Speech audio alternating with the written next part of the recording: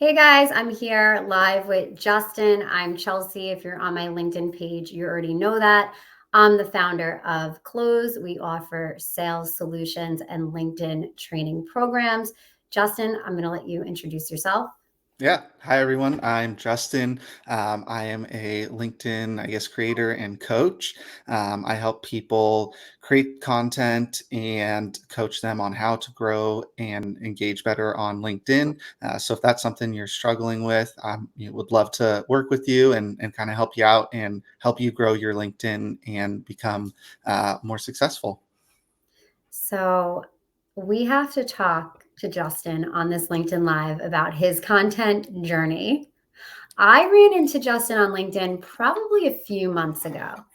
And when I started looking at your content, I was like, well, like he's doing a great job. You must have been creating content for a while. You look like a LinkedIn influencer.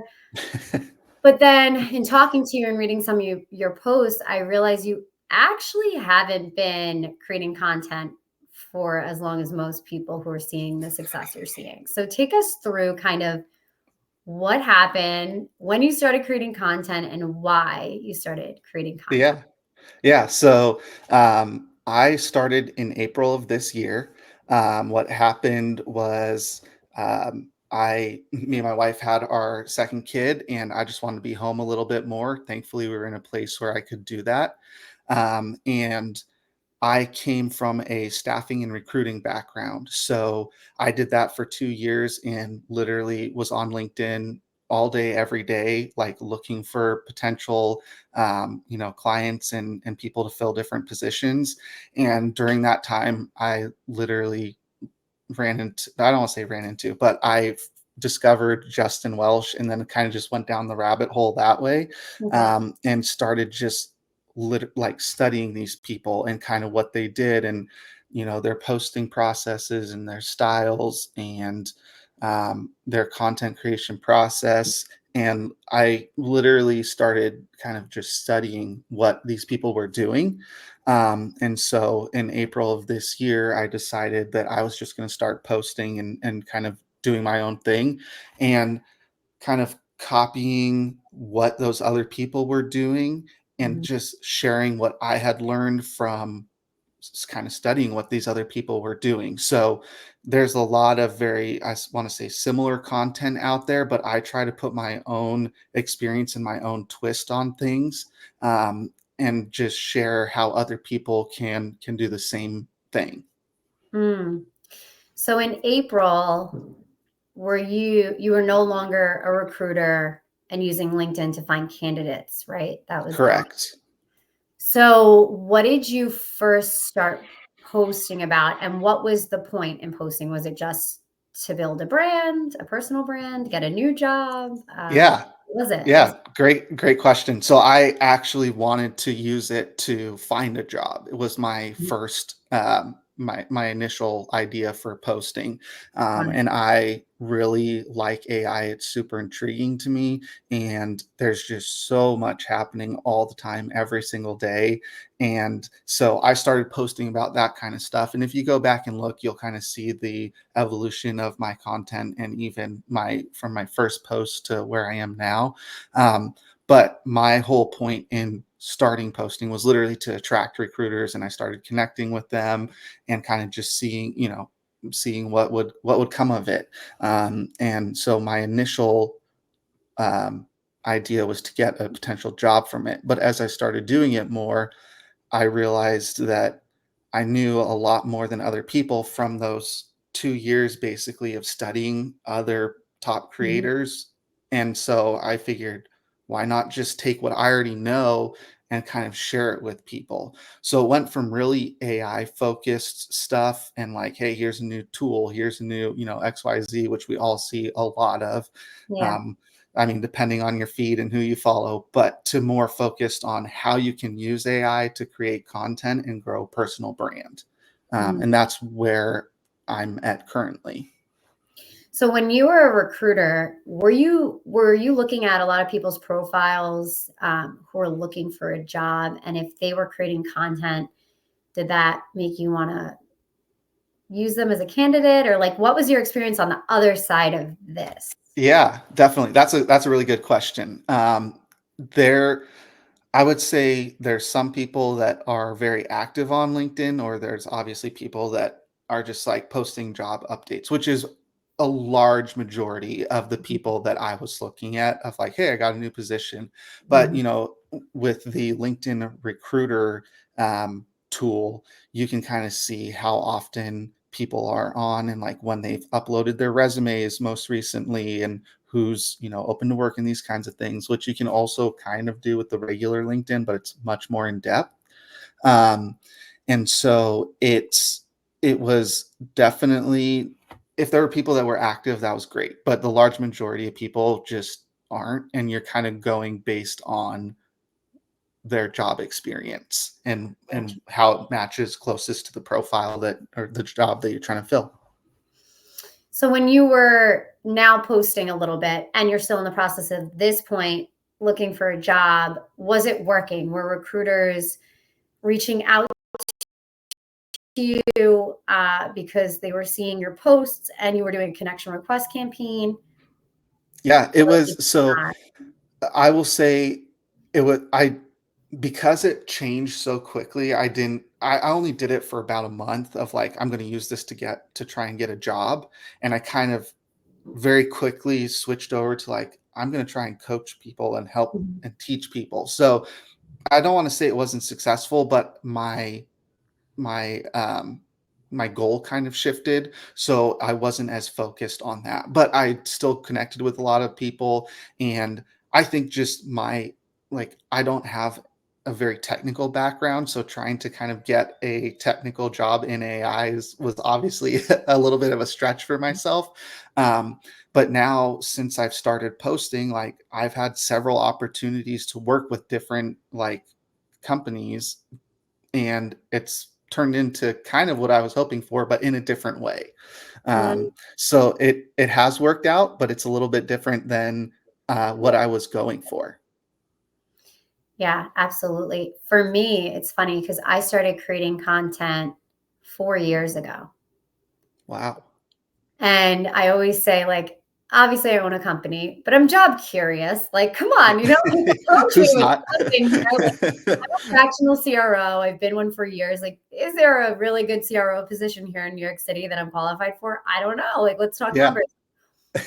But no one's ever, not one recruiter has reached out to me.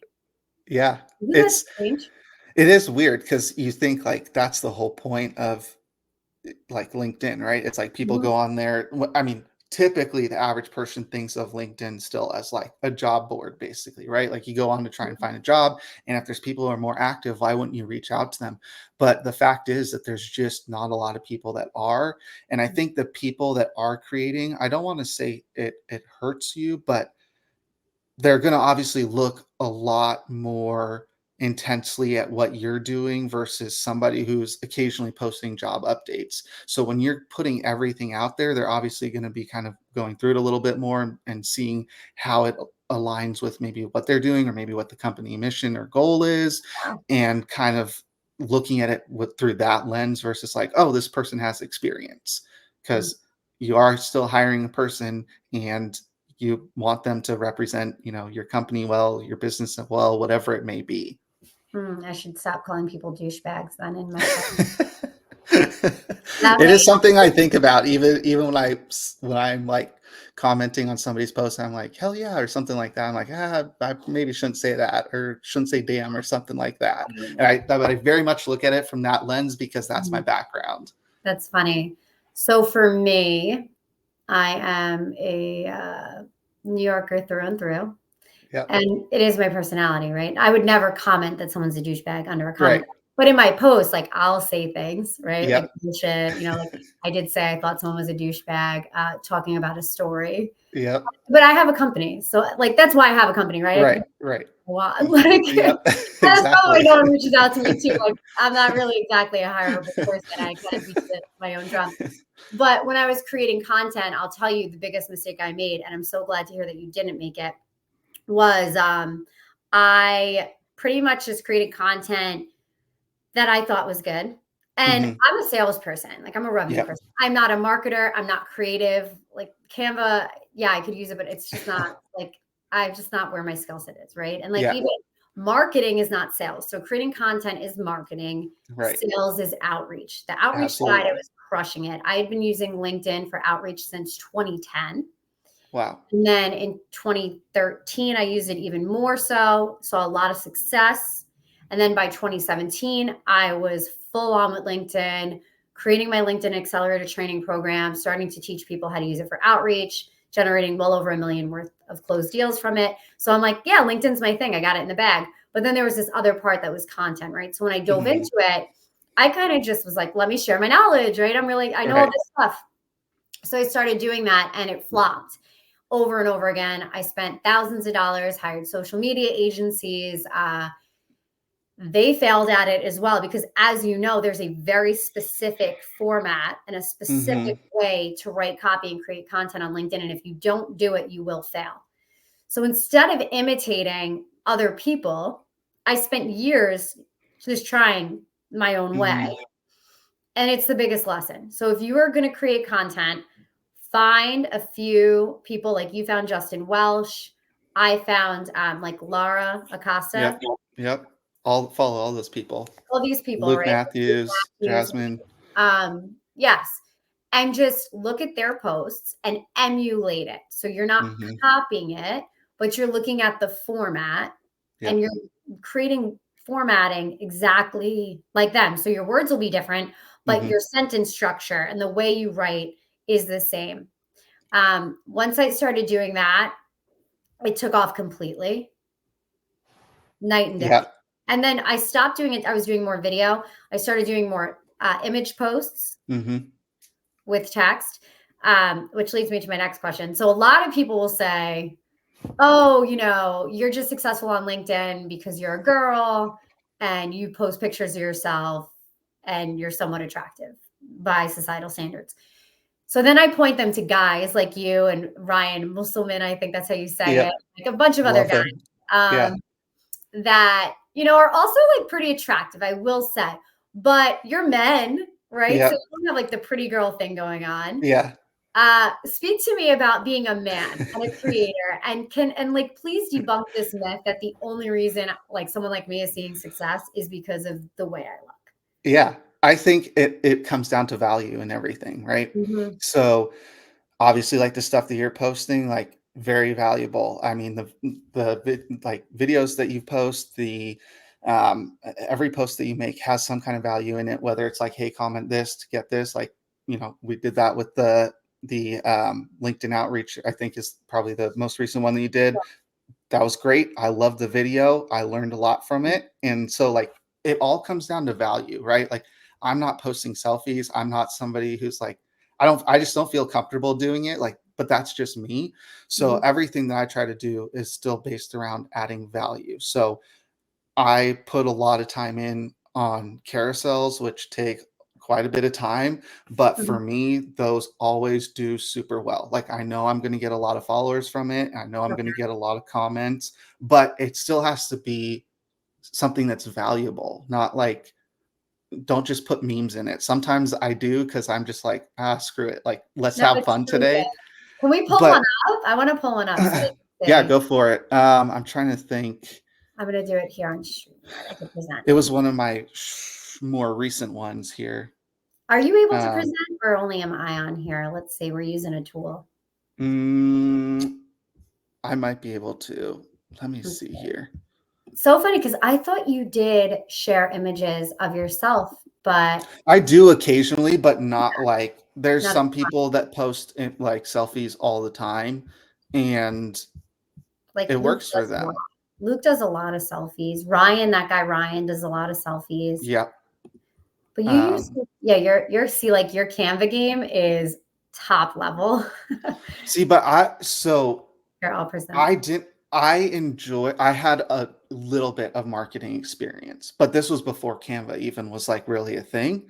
And so all of the stuff that I've done is just like self-taught, and I come from my mind is just very creative. Like, that's just how my Mm, mind works. And it's funny, like, I really appreciate the kind words, but I look at my stuff and I'm like, obviously we all do, we're human, we compare ourselves to other people and other Mhm. people's like Canva stuff, and I'm like, wow, this is kind of trash. Oh But my gosh, people no. seem to really like it, so I kind of just continue doing it, and it's changed. Like if you go back to my first ones, it's embarrassing, but I leave it there to like show myself and other people like what you can do. Like if you went back, which is going to be hard to do, Yeah, but it is embarrassing, I'll say. I'm like, why did I post that? Why did I think it was a good idea?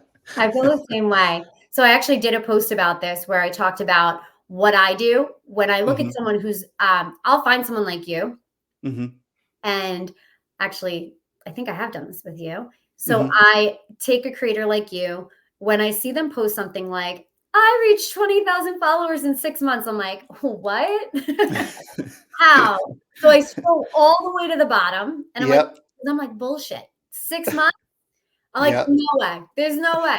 So I go all the way down and then I'm like, when's their first post? And by the way, yep, a lot of times it's not 6 months. yep. I had that happen recently. They were dabbling. They were dabbling, posting. They were dabblers, right? They were posting, posting.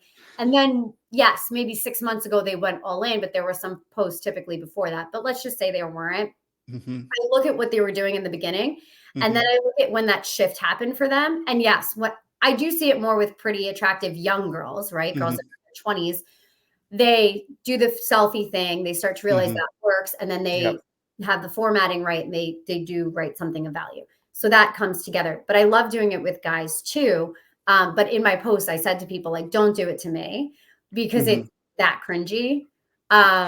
The videos, like I even like I think I was talking about like meditation, like I don't even know. But yeah, so I say the same thing. I'm like, don't scroll back on mine. Which one of these should we look at this five I comment? was trying to look here. It might be that one. Let me see. Yeah, it is that one. So go for it. So this is one where I was like, this was, I can't remember what day it was. It was kind of one of those weeks where I was just like, I I'm kind of over it right now, and I was like, I still wanted to add value, but I wanted to kind of put a fun twist on it. Yeah. So, um, just trying to put some kind of funny memes in there, But see, that's good, like, you but I'm leverage. still adding value. Like Yeah, you're still learning stuff, I you love that. know, from thanks, from you're still learning things from the post. So it's just a fine line of And see, your face is there. I knew I've seen it. it is, yeah, I put that at the end. Yeah, let's But more. But you have, like, a lot of these, like, this is a cool one. So this is a new style for LinkedIn, mhm, like, outside the carousels where they're doing what would you call this? Like an infographic almost post? yeah, yeah, one pager, I don't know, whatever Yeah, you wanna one call pager. it. So this is important. Like, let's take them through this because this is a really solid post. I mean, 259 Yeah, likes, 162 comments. yeah, it's funny, this was one that I was like, "Ah, I don't wanna post it," But that's another good there's a kinda going off topic just real quick. You have to post. Don't like second guess yourself, Mhm. even ones that you don't think are going to do well. And I've said this before in my posts, and I'll continue to say it. Posts that I don't want to post often do just as good, if not better. Mhm. And this is a perfect example of one that I was like, I don't really want to post this because I know that other people kind of have posted similar things, but again, trying to add value and just do something a little bit different than what other people do. And you have to think that there's going to be tons of people that have not seen this before, right? So this may be the first time they're seeing it.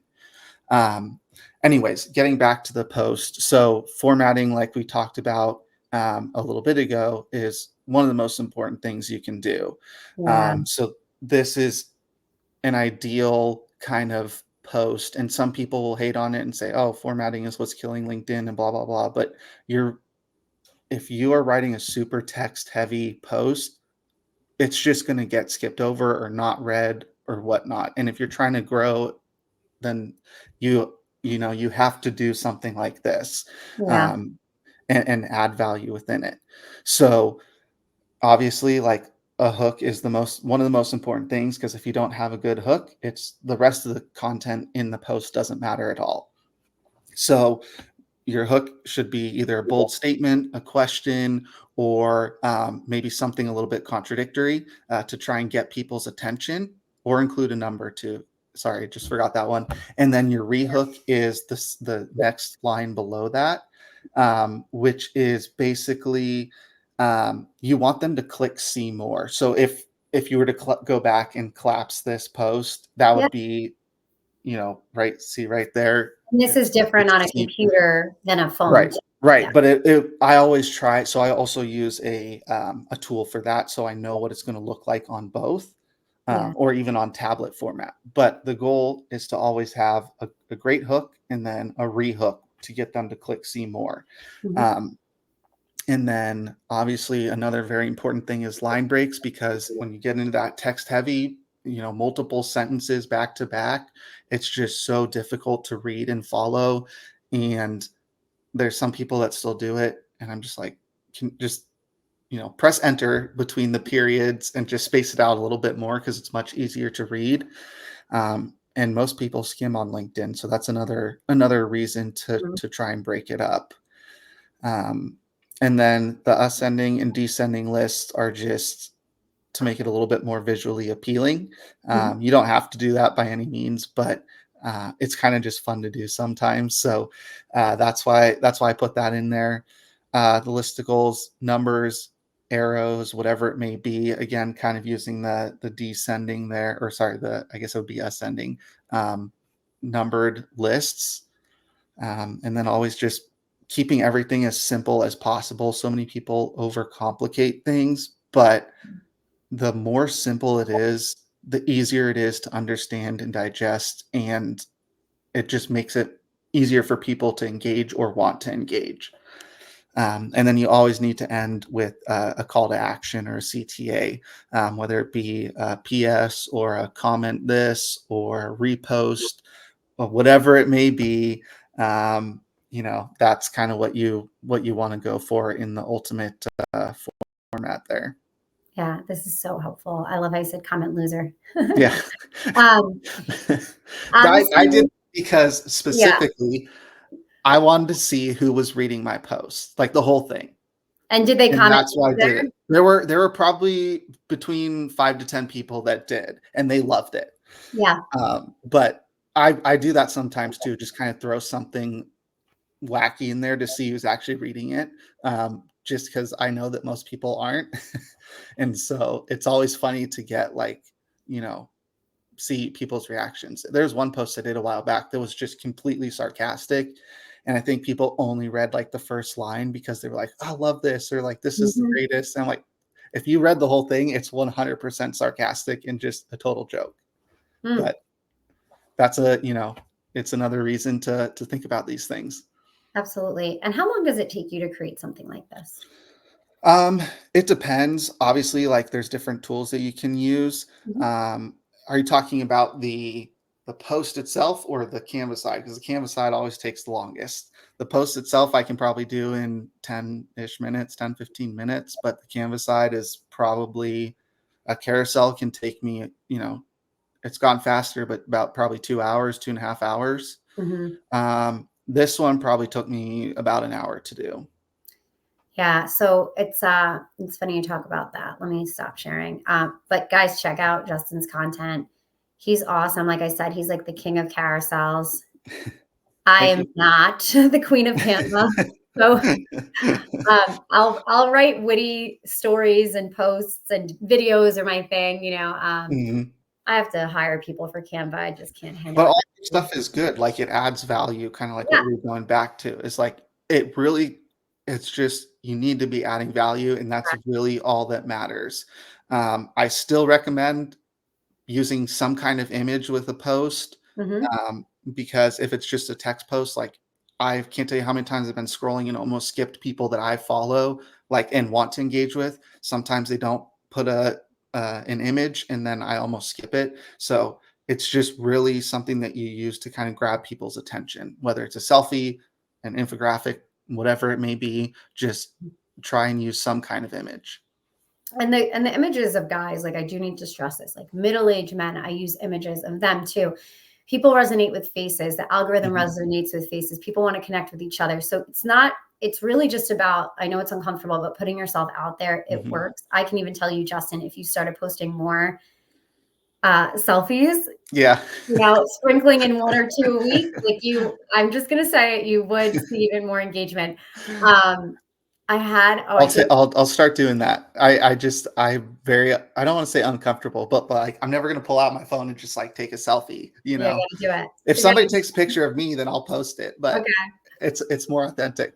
Yeah, my daughter who's like 10, she'll take my pictures and she's like very fun. So she'll be like, She yes, does look. a great job. Yeah, she does.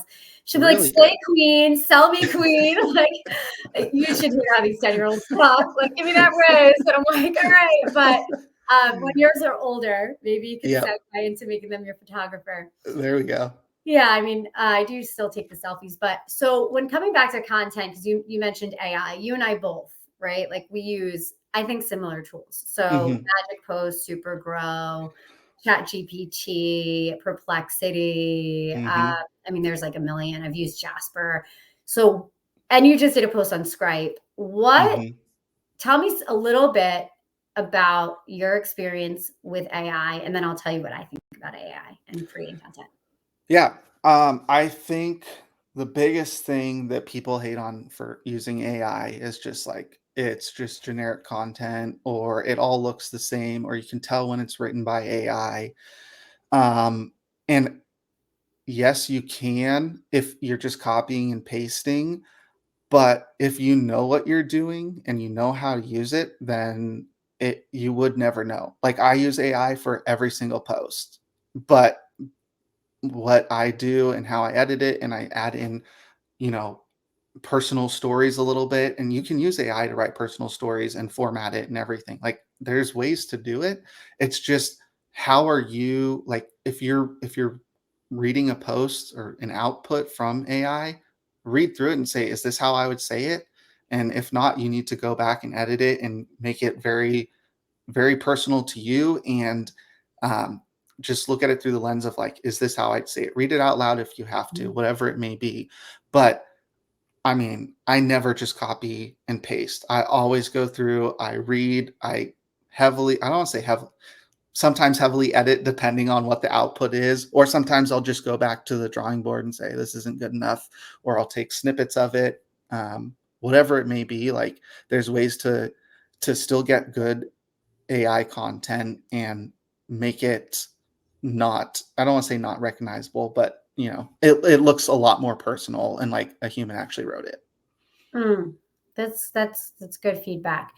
Have you found that the AI tools that we are using, and again, we're using the same ones, do you find that any of them are understanding the formatting aspect? Because the reason I ask is, for example, like Supergrow.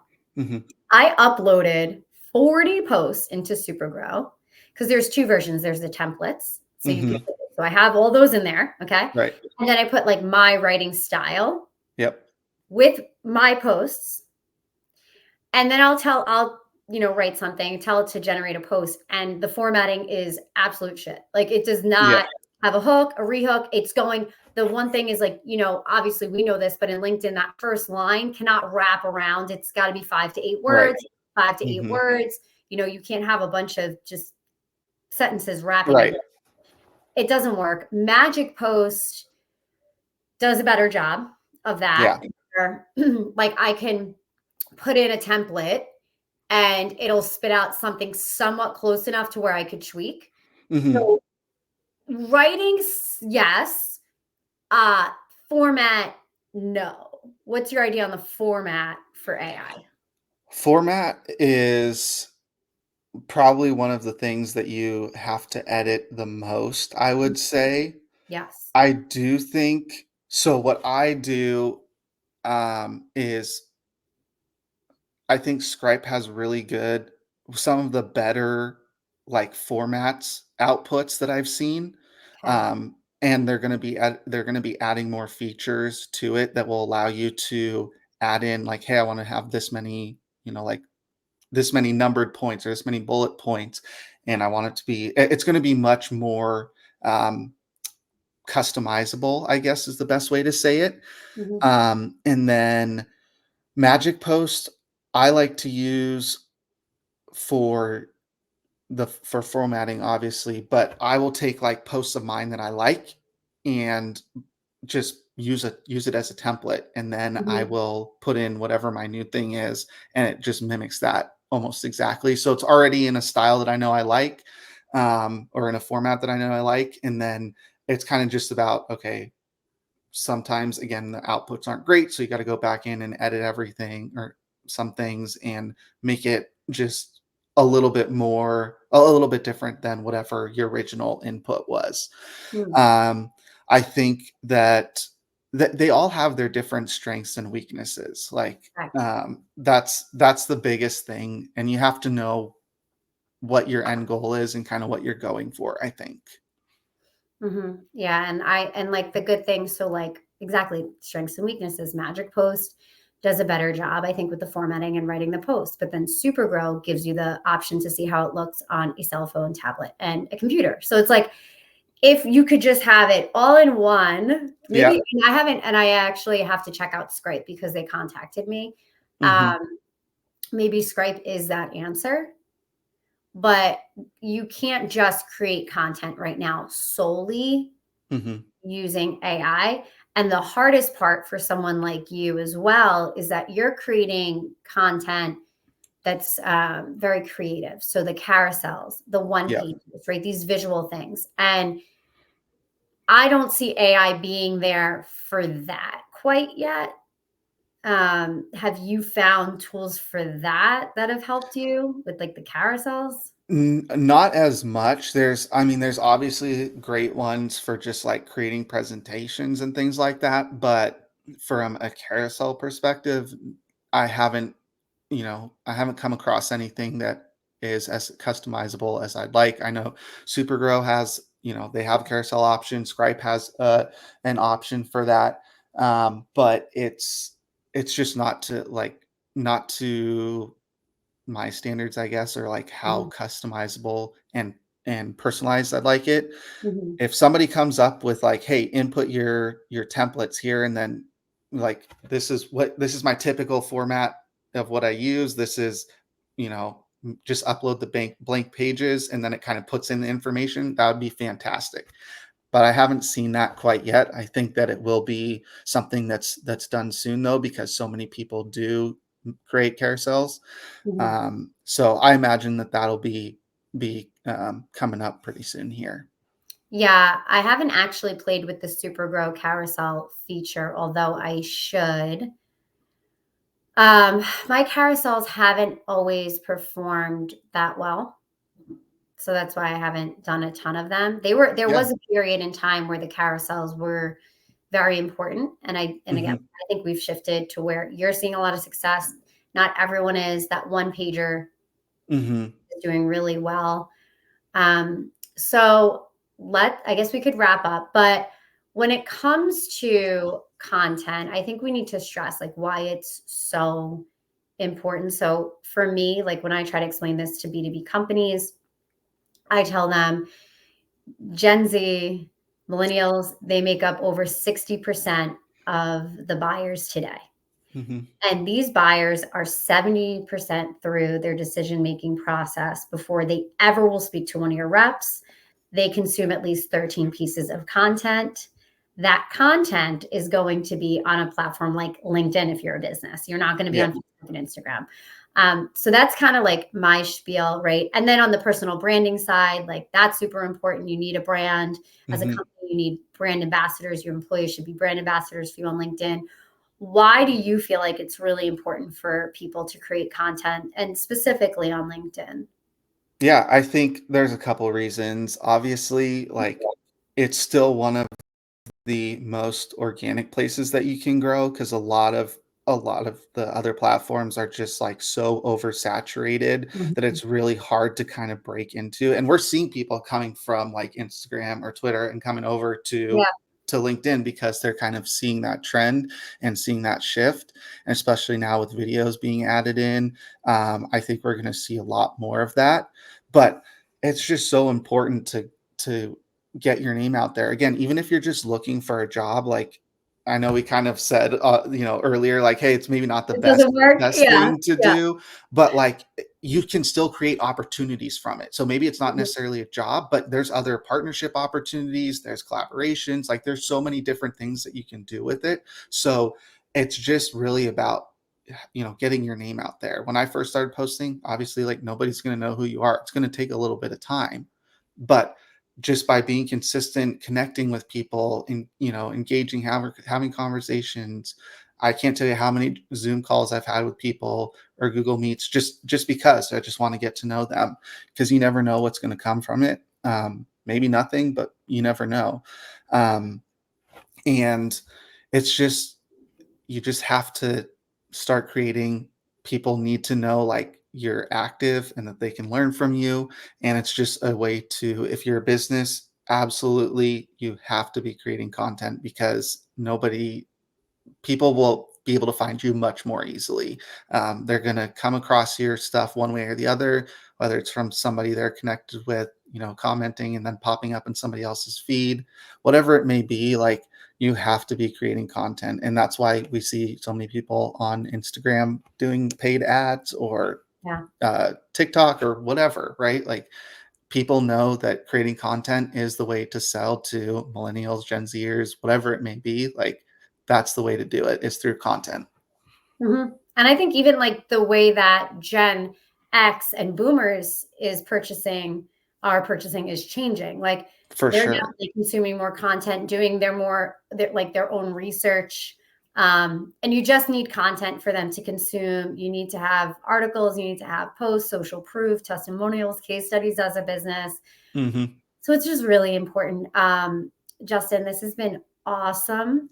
Yeah. And I think if people want to start creating content, do it quickly. And I don't mean quickly and like they're not going to have to invest their time to create the content, but they want to be able to see success quickly. I think they really should work with you. This is something you've nailed down. I haven't Thank you. personally seen anybody excel at such a quick rate, Thank you.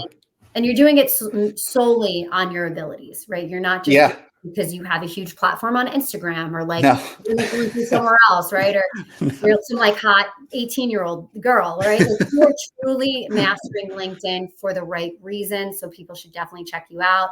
Thank Uh, you. do you want to just let them know where they can find you? Is it just your profile? You have a website? Yeah. Yeah. Just, reach out on my LinkedIn, send me a DM, whatever. Yeah, that's the best way to get a hold of me.